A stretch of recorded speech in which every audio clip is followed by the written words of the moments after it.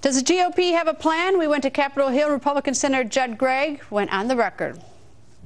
Senator, nice to see you again. Great to see you, Greta. Thank you for having me on. Senator, the vote in the House, it looks like it's going to happen very soon. So is there going to be a vote in the House? I thought they were going to deem this. Well, okay, they're going to deem it. Whatever they're going to do, there's going to be something's going to happen in the House, and it's going to come back to be an issue here in the United States Senate. What's the GOP plan? Well, first, I think it's an outrage. I mean, you're sent here to vote. You're sent here to do your job. The American people expect you to be here representing them. And you get so wrapped up in Washington that you have this Washington arrogance that says, oh, we really don't have to vote on the most important piece of legislation that I've ever seen from a domestic policy standpoint. So you're talking about the House? Talking about the House. I just find this incomprehensible, that members of Congress won't vote on the most significant piece of legislation they will ever have to vote on domestic policy. I mean, that's our job. Show a little courage, I would say. But you asked the question, what's going to happen here in the Senate? Well, part of this getting votes in the House to get the votes necessary to deem that they won't vote requires them to go around to different constituencies in the House and change the Senate bill, but they can't change the Senate bill because they don't want to have to vote on the Senate bill. So they've got this trailer bill called the reconciliation bill, and they're going to put in that bill a bunch of things which basically has been used to buy votes in the House. It'll be a more expensive bill, and then they have to bring that back here, the reconciliation bill, to be passed by the Senate. Depending on how it's structured, it can pass here in the Senate with 51 votes, 20 hours of debate, virtually no amendments during the 20 hours probably, and then at the end of the 20 hours we'll have what's known as votorama, where members will be able to offer amendments for a very long time on the bill itself and make their points. There'll be no debate on those amendments, by the way. What does very long time mean? Good question. I mean, arguably you could go on forever.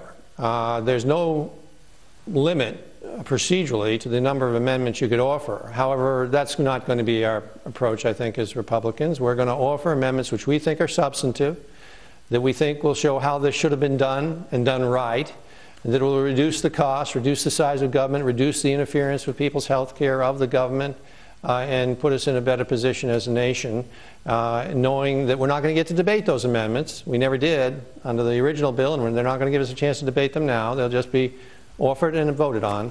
You're going to be offered, but as a practical matter, the amendments that the GOP intends to offer when it gets to that process, do you have any sense of optimism that any amendment you're going to offer is going to be voted? Yes. I would doubt it, because so it's really a lesson, or sort of it's a shot across the bow at the Democrats at that point. Well, these votes will basically be how it could have been done right, and hopefully to shame them. Would that be a way to see it? In your mind? It's more pointing out to the American people we didn't have to do this to ourselves. You know, that we could have listened to them, the American people, and actually produced a much better bill. We'll probably get a few votes from their side, because they've got this ability now to let 8 to 9 of their members go because of the fact they'll only need 51 votes on some of these votes and not their full 59 members.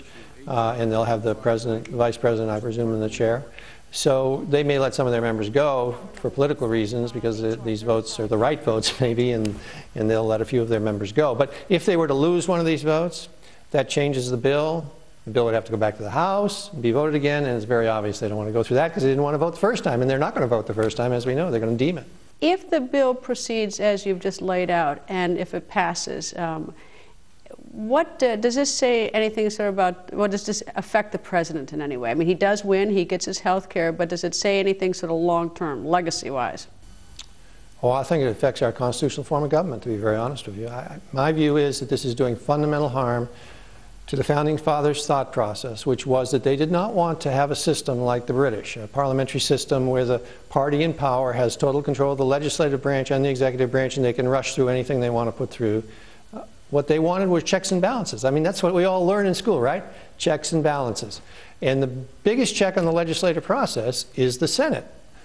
George Washington described it as the saucer into which the hot coffee is poured from the teacup, so that it cools, so that people can look at it, so that people can think about the legislation, so that it can be amended and improved. They're taking the saucer and throwing it out the window. So well, in the end, in my opinion, set a precedent which will do very significant harm to the whole concept of checks and balances and the purposes of the Senate. It's turning the Senate into the House of Representatives. Senator, thank you, sir. Thank you, Greta.